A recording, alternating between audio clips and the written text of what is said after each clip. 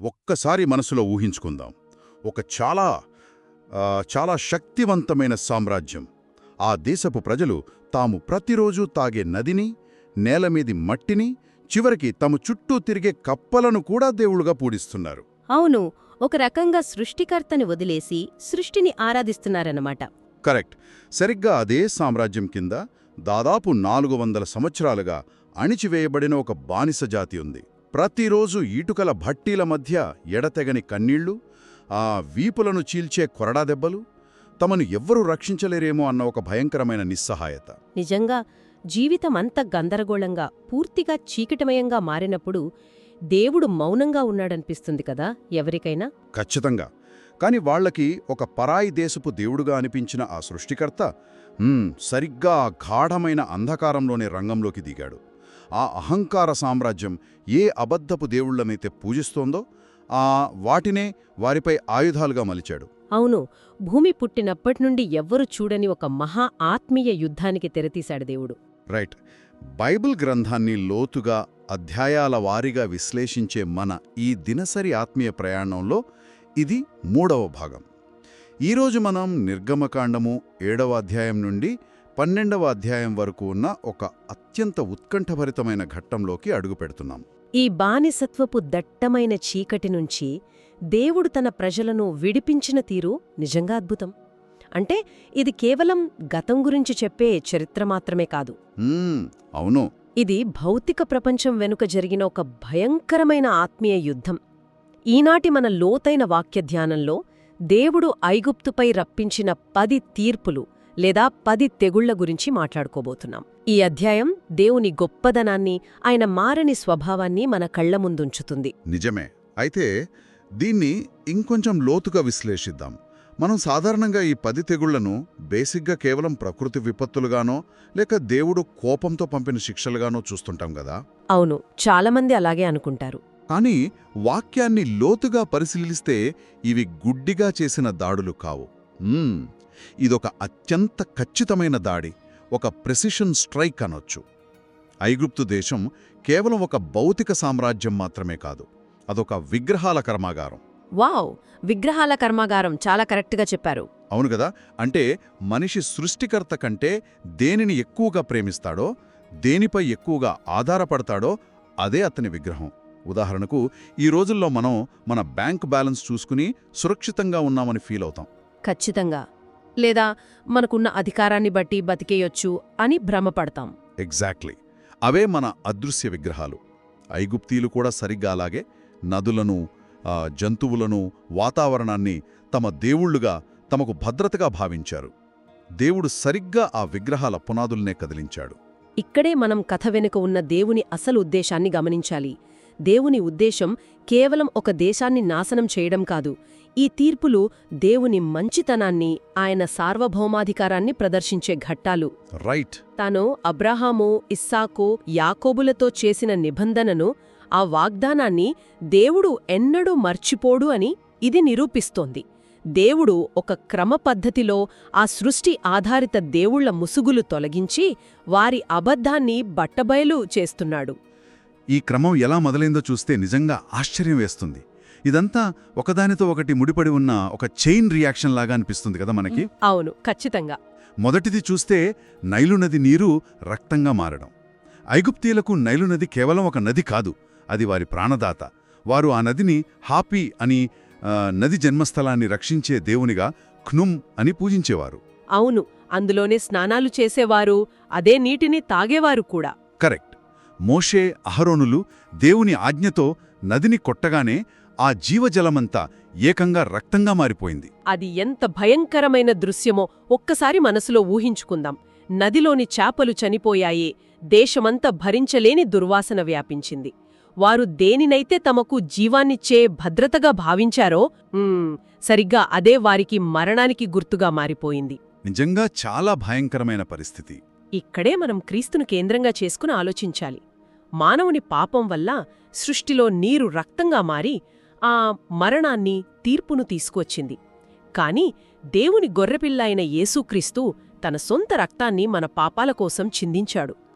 అంటే ఐగుప్తులో రక్తం మరణాన్నిస్తే క్రీస్తు రక్తం మనకు నిత్యజీవాన్ని ఇస్తుందన్నమాట. అవును, ఎంత అద్భుతమైన పోలిక గదా! నిజమే. ఆ తర్వాత నది చనిపోగానే ఆ పర్యావరణ వ్యవస్థంతా కుప్పకూలింది. రెండవ తీర్పు కింద కప్పలు బయటకొచ్చాయి. ఈ కప్పలు ఐగుప్తీయులకు చాలా పవిత్రమైనవే నేను చదివాను. అవును, వారు సంతానోత్పత్తికి పునరుజ్జీవనానికి ప్రతీకగా కప్పతల కలిగిన హెకెట్ అనే దేవతను ఆరాధించేవారు. అంటే ఆ కప్పలు పవిత్రమైనవి కాబట్టి వారు వాటిని చంపడానికి కూడా వీలు లేదనమాట. ఖచ్చితంగా. ఆ పరిస్థితి వాళ్లకి ఎంత మానసిక క్షోభను కలిగించిందో ఆలోచించండి.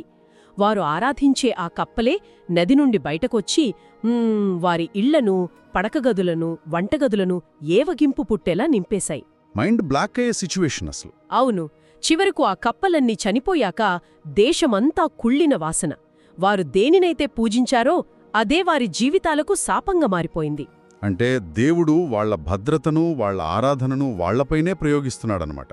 కరెక్ట్. ఆ తర్వాత మూడవ తీర్పు. అహరోను నేలమీదున్న ధూళిని కొట్టగానే ఆ మట్టి అంతా ఏకంగా పేలుగా లేదా దోమలుగా మారింది. ఇది భూమికి దేవుడైన గెబ్బుపై దేవుడు చేసిన నేరుదాడి.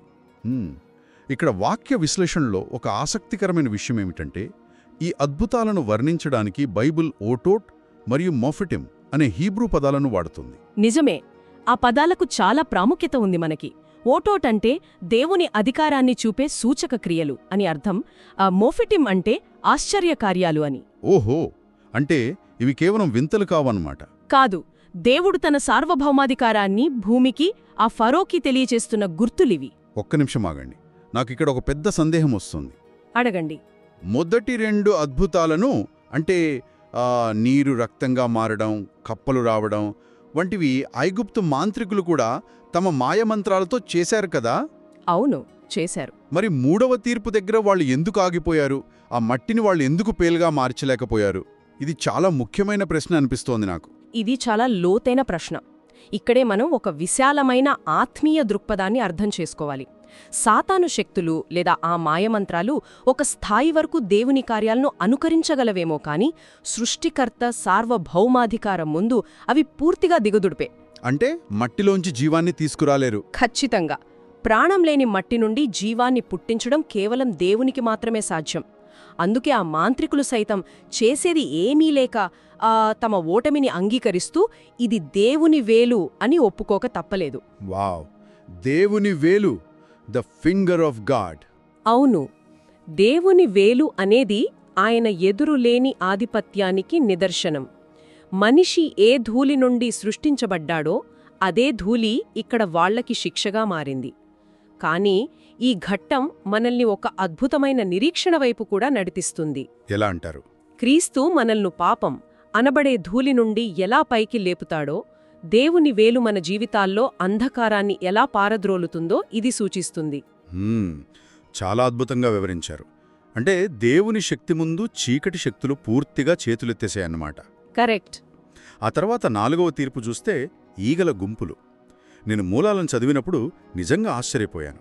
వాళ్ళొక పేడ పురుగుని కూడా దేవుడిగా పూజించేవారట కదా? అవును, దాని పేరు ఖెప్రి. ఐగుప్తీయులు ఆ పురుగును సృష్టికి, సూర్యోదయానికి దేవుడిగా భావించేవారు. ఆ దేవుడికి వ్యతిరేకంగానే దేవుడు ఈ ఈగల గుంపులను రప్పించాడు. గుంపులు గుంపులుగా వచ్చి ఆ దేశాన్ని నాశనం చేశాయి. ఇక్కడే ఒక అద్భుతమైన విషయం జరుగుతుంది కదా. ఈ నాలుగవ తీర్పు నుండి దేవుడు ఇశ్రాయేలీయులు నివసిస్తున్న గోషను ప్రాంతాన్ని పూర్తిగా ప్రత్యేకపరచాడు. అవును, అది చాలా ప్రాముఖ్యమైన ఘట్టం. ఈగలు కాని, ఆ తర్వాత వచ్చిన పశువుల రోగం కాని, ఆ దద్దురులు కాని గోషనులోకి ప్రవేశించలేదు. ఇది ఎలా ఉందంటే, ఒక ఖచ్చితమైన దాడి జరుగుతున్నప్పుడు దేవుని ప్రజల చుట్టూ ఒక అదృశ్యమైన ఆత్మీయ రక్షణ వలయం ఉన్నట్లుంది కదా. ఐగుప్తు అంతా నాశనమవుతున్నా ఇక్కడ మాత్రం ఎలాంటి నష్టం జరగలేదు. ఖచ్చితంగా. ఇది దేవుని మంచితనాన్ని, ఆయన కృపను స్పష్టంగా చూపిస్తోంది. దేవుడు తన బిడ్డలకు, లోకానికి మధ్య ఒక స్పష్టమైన వ్యత్యాసాన్ని చూపిస్తున్నాడిక్కడ. విలువైన దానిని, పనికిరాని దానిని ఎలా వేరు చేస్తాడో అలా అన్నమాట. ఆ తర్వాత ఐదవ తీర్పు పశువుల రోగం గదా? అవును, వారి ఆర్థిక భద్రతను సూచించే హాతోర్, ఆపిస్ అనే పశువుల దేవతలపై ఇది తీర్పు. ఆ తర్వాత ఆరవ తీర్పు మనుషుల మీద, జంతువుల మీద భయంకరమైన దద్దుర్లు అంటే కురుపులు. ఇది స్వస్థత మరియు వైద్య దేవతలైన ఐసిస్, సెక్మెట్లను పూర్తిగా అవమానపరిచేలా ఉంది. నిజమే. ఈ కురుపుల తీర్పుకు ఇంకొక లోతైన వేదాంత అర్థం కూడా ఉంది. ఐగుప్తు పూజారులు తమ గుడులలో సేవ చేయాలంటే వారి దేహంపై ఎలాంటి మచ్చా ఉండకూడదు. ఓహో! ఇక వ్యవస్థ అన్నీ పేకమెడలా కుప్పకూలాయి. అంటే బేసిక్గా దీని అర్థం ఏమిటంటే లోక సంబంధమైన ఏ భద్రత, ఏ శక్తులు మనిషిని రక్షించలేవన్నమాట. అవును. మన ఆత్మకు పట్టిన పాపపు కురుపులను మాన్పడానికి ఏ వ్యవస్థ పనికిరాదు. మన మంచి కాపరి, గొప్ప వైద్యుడైన యేసుక్రీస్తు శిలువ గాయాల ద్వారా మాత్రమే మనకు శాశ్వత స్వస్థత లభిస్తుంది. ఆమేన్. ఎంత నిజమైన మాట. ఇక మనం 7వ తీర్పు దగ్గరకొచ్చాం. వాతావరణంపై దాడి. ఆకాశం నుండి అగ్నితో కూడిన వడగండ్లు కురిశాయి. ఆకాశదేవత నట్, తుఫానుల దేవుడు సెత్ ఆ వడగండ్లను ఆపలేకపోయారు. అవును. ఆ తర్వాత 8వ తీర్పు. వడగండ్ల వానలో మిగిలిన ఆ కొద్దిపాటి పంటను కూడా వ్యవసాయ దేవుడైన ఒసిరిస్ కళ్లముందే మిడతలు కబళించాయి. దేశం మొత్తం భయంకరమైన కరువు కోరల్లో చిక్కుకుంది. ఆ తర్వాత వచ్చిన 9వ తీర్పు అత్యంత భయంకరమైనది, మానసికమైనది కూడా. అత్యున్నత సూర్య భగవానుడు రాపై దేవుడు చేసిన దాడి. కటిక చీకటి గదా. అవును. 3 రోజుల పాటు చేతులతో తాకగలిగేంత దట్టమైన కటిక చీకటి దేశమంతా అలుముకుంది. ఐగుప్తీయులకు సూర్యుడే సర్వస్వం. ఆ సూర్యుడే చీకటైపోతే వారి మానసిక స్థితి ఎలా ఉంటుందో మనం ఊహించవచ్చు. ఎవ్వరూ తమ ఇళ్లల్లోంచి కనీసం అడుగు కూడా బయట పెట్టలేకపోయారు. కాని ఇక్కడ మళ్ళీ ఆ గోషను ప్రాంతం కదా. అవును.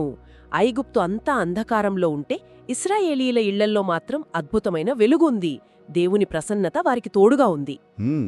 ఇదంతా జరుగుతున్నప్పుడు ఫరో ప్రవర్తన చూస్తే చాలా వింతగా అనిపిస్తోంది.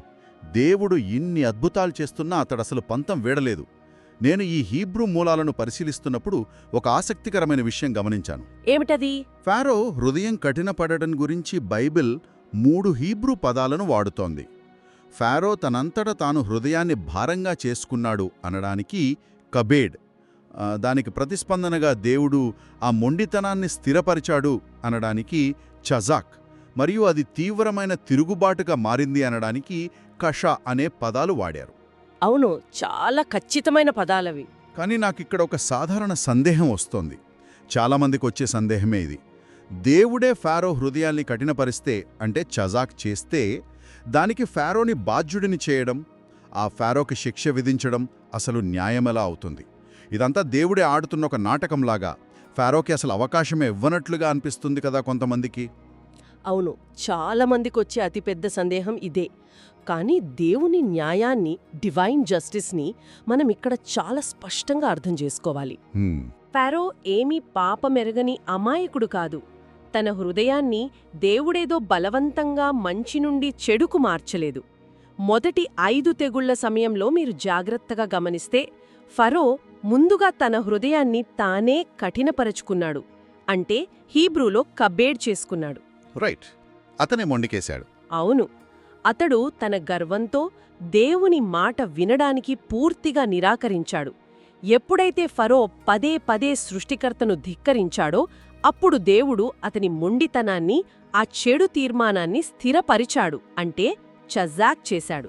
ఓహో, అంటే నీవు నా మాట వినకూడదని నిర్ణయించుకున్నావు, నీ అహంకారంలోనే ఉండాలనుకున్నావు గదా. సరే, ఆ నిర్ణయంలోనే నిన్ను స్థిరపరుస్తున్నాను, ఇక వెనక్కి రాలేని విధంగా నిన్ను నీ పాపానికి అప్పగిస్తున్నాను అని దేవుడు వదిలేశాడనమాట. అక్షరాల అంతే. మనిషి తాను ఎంచుకున్న తిరుగుబాటు మార్గంలోకి దేవుడు అతని వదిలేయడమే అసలైన తీర్పు. తద్వారా దేవుడు తన పూర్తి న్యాయాన్ని భూమికి కనబరిచాడు. చాలా స్పష్టంగా అర్థమైంది. ఇక ఇశ్రాయేలీల ఇళ్లలో ఉన్న వెలుగు విషయానికొస్తే అది కేవలం భౌతికమైన వెలుగు మాత్రమే కాదు.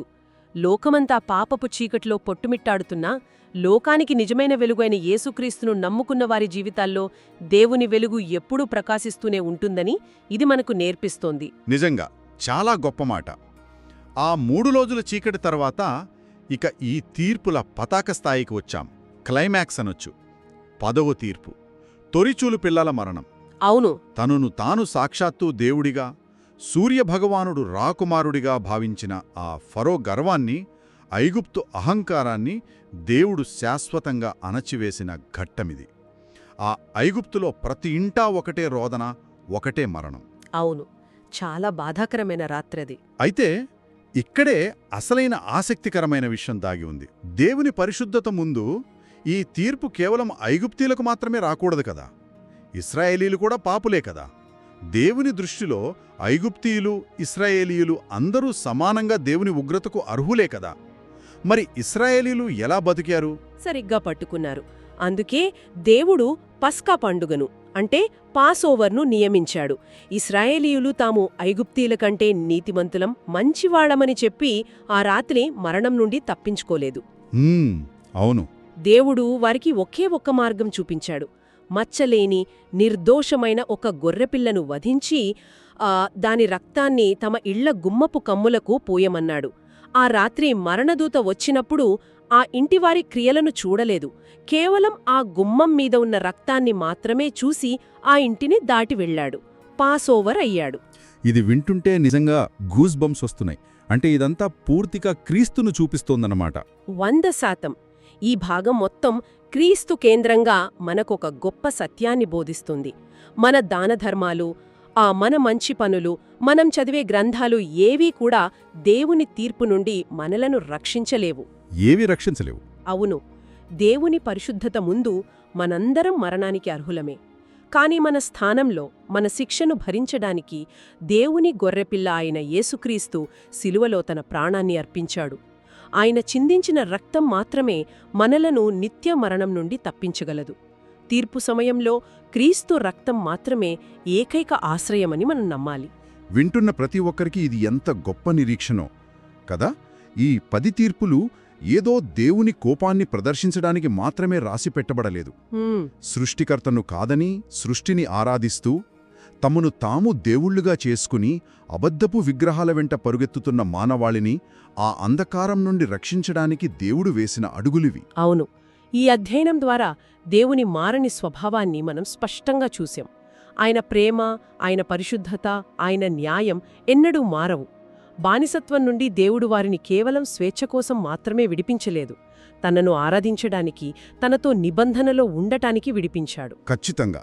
మన బైబిల్ పఠనం అనేది కేవలం జ్ఞానాన్ని నింపుకోవడానికి కాదు, దేవుని వాక్యం పట్ల మన విశ్వాసం బలపడాలి. ఇది మన ప్రార్థనా జీవితాన్ని మార్చాలి. రోజంతా దేవుని వాక్యాన్ని మనసులో ధ్యానిస్తూ ఉండాలి. నిజమే. ఇది విన్న తర్వాత మనందరం ఒక నిమిషం ఆగి ఆలోచించాల్సిన విషయం ఒకటుంది.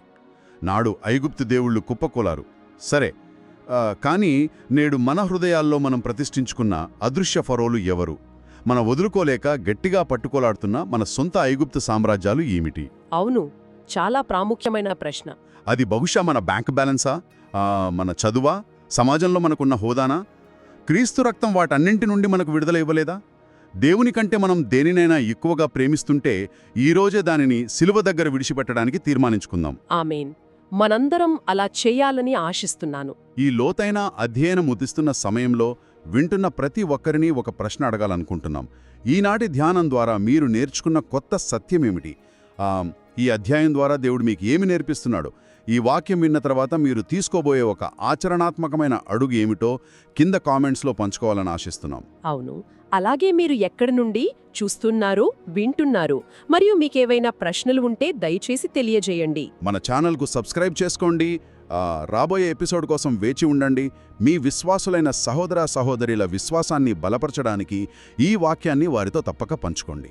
దేవుడు మిమ్మల్ని దీవించునుగాక. దేవుడు మిమ్మల్ని దీవించునుగాక. విన్న వాక్యం ప్రతి హృదయంలో ఫలిస్తుందిగాక. ఆమెన్.